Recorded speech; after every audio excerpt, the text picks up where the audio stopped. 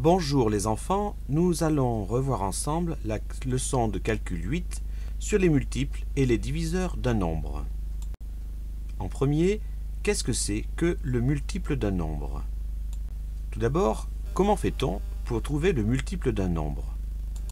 Exemple, on veut trouver un multiple de 11. Eh bien pour le faire, il suffit de faire toute la table de 11. Et tous les résultats que nous trouvons, ce sont des multiples de 11, tout simplement. Autre chose, comment faire pour trouver si un nombre est le multiple d'un autre nombre? Exemple, est-ce que 63 est un multiple de 7? Oui, car 63 est un résultat qu'on trouve dans la table de 7. En effet, 7 multiplié par 9, ça fait 63. Donc 63 est bien un multiple de 7. Et la magie des maths va encore plus loin, parce que 63, c'est aussi un multiple de 9. Il est dans la table de 9. Deuxièmement, voyons maintenant ce qu'est le diviseur d'un nombre. Premièrement, comment fait-on pour trouver le ou les diviseurs d'un nombre? Exemple, pour le nombre 64. Quels sont ses diviseurs? J'ai plusieurs possibilités. Il faut trouver toutes les petites multiplications qui permettent d'obtenir 64. Les voici. 8 x 8, 64.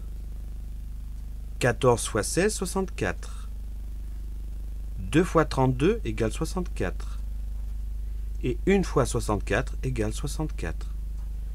Tous les nombres que j'ai entourés sont des diviseurs de 64. Voyons maintenant des petites astuces pour savoir si un nombre a pour diviseur 2, par exemple. Tous les nombres pairs qui se terminent par 0, par 2, par 4, par 6 ou par 8 sont divisibles par 2. 2 est leur diviseur. Dans les deux exemples qui sont ici, 167 se termine par un chiffre impair, il n'est pas divisible par 2. Par contre, 246 se termine par un 6, donc ce nombre-là est bien un nombre qui a pour diviseur 2. Pour trouver le diviseur par 3, eh bien, il suffit d'ajouter les chiffres du nombre et le total doit se trouver dans la table de 3.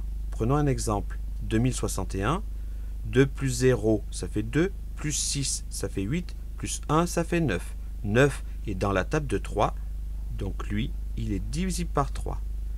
5 et 1, 6 plus 7, 6 et 7, 13. 13 n'est pas dans la table de 3, donc ce nombre n'est pas non plus divisible par 3.